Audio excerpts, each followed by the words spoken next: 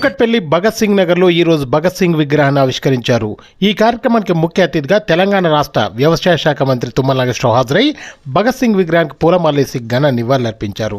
ఈ సందర్భంగా తుమ్మల నాగేశ్వరరావు మాట్లాడుతూ బానిస బ్రతుకులు మనకు అక్కర్లేదంటూ ఉరికొయ్యాలని ముద్దాడి మనకు స్వేచ్ఛ స్వతంత్రాన్ని సాధించిన భగత్ సింగ్ విగ్రహాన్ని ఆవిష్కరించడం నూతన ఉత్తేజాన్ని ఇస్తుందని, భారతదేశానికి ఉన్న అపారమైన శక్తి భారతదేశ యువత అని, అగ్రదేశాల సరసన ఉన్న భారతదేశం అగ్రస్థాయిని అందుకుంటుందన్నారు.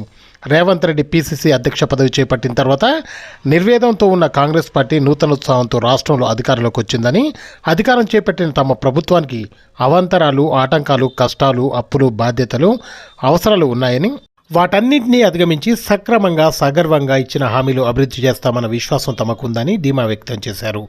ఆనాడు రేవంత్ రెడ్డి మల్కాజ్గిరి ఎంపీగా గెలిచిన కారణంగానే ఇప్పుడు సీఎం అయ్యే అవకాశం వచ్చిందని, రేవంత్ సీఎం అయ్యి రాష్ట్రానికి సుపరిపాలన, ప్రజాపరిపాలనకు అంకురార్పణ జరిగిందని, గత ప్రభుత్వ నిరంకుశ వైఖరి వల్ల RRR రోడ్డు, ఎలివేటెడ్ కారిడార్లు నిర్లక్ష్యానికి గురయ్యాయని, రేవంత్ సీఎం అయిన 100 రోజుల్లోనే ప్రధానమంత్రిని కలిసి హైదరాబాద్ నగర అభివృద్ధికి, రాష్ట్ర అభివృద్ధికి కావాల్సిన అనుమతులు తీసుకొని వచ్చామని తెలిపారు. దేశంలో అన్ని నగరాలకు లిమిటేషన్స్ ఉన్నాయి, కానీ హైదరాబాద్ నగరానికి ఎటువంటి లిమిటేషన్స్ లేవని, హైదరాబాద్ నగరం నలుమూలల విస్తరించే అవకాశం ఉందని తెలిపారు. రానున్న లోక్సభ ఎన్నికలలో కాంగ్రెస్ పార్టీ అభ్యర్థులకు ఓటు వేయాలని, ముఖ్యంగా మల్కాజ్గిరి సీటు తిరిగి కాంగ్రెస్ సొంతం అయ్యేలా చేయాలని ఆయన ప్రజలను కోరారు. భారత స్వాతంత్ర సంగ్రామంలో అసూలు బాసి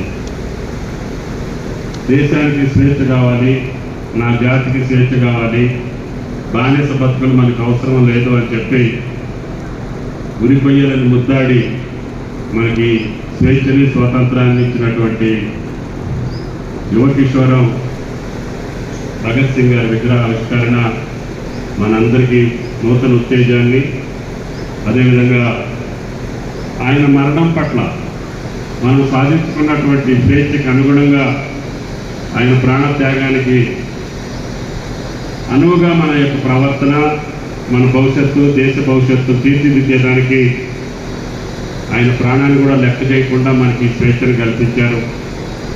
ఈ స్వాతంత్ర భారతం దిగ్విజయంగా, విజయవంతంగా ప్రపంచంలోనే అగ్రదేశాల సరసన నిలబడటమే కాదు, అగ్రదేశంగా వచ్చే అవకాశాలు మన దేశానికి ఉన్నాయి.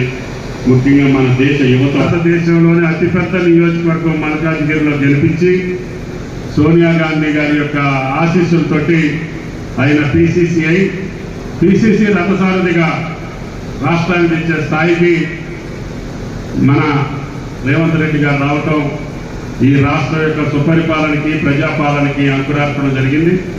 తప్పకుండా